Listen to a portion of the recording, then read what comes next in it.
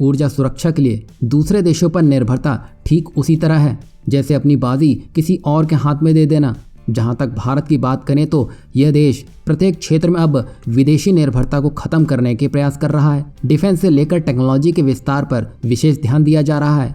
लेकिन जब बात ऊर्जा की आती है तो भारत की निर्भरता अभी भी कच्चे तेलों पर है, जिसका अर्थव्यवस्था पर बहुत प्रभाव पड़ रहा है। ऐसे में यदि भारत को अपनी जगह वैश्विक स्तर पर अधिक मजबूत करनी है तो वैकल्पिक और रिन्यूएबल एनर्जी पर ध्यान देना होगा। और इसी कड़ी में अगर किसी देश के खिलाफ मोर्चा खोलना है तो आज के दौर में सबसे खतरनाक मोर्चा है आर्थिक मोर्चा।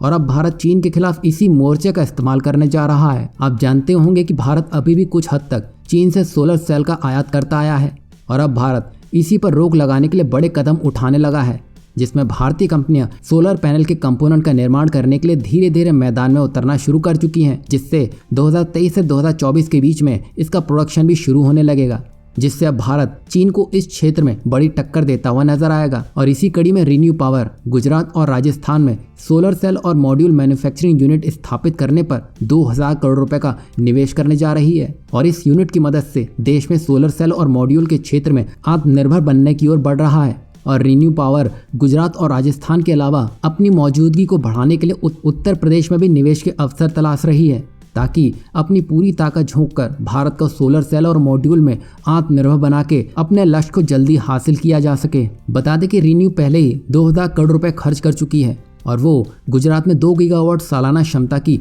सोलर सेल और मॉड्यूल मैन्युफैक्चरिंग यूनिट लगाने जा रही है। और कंपनी सिर्फ सोलर मॉड्यूल के लिए मैन्युफैक्चरिंग के लिए राजस्थान में एक यूनिट स्थापित करने जा रही है और राजस्थान की इस यूनिट की सालाना क्षमता 4 गीगावाट की होगी। मतलब 2 अलग जगहों पर इस प्रोजेक्ट को अंजाम दिया जाएगा।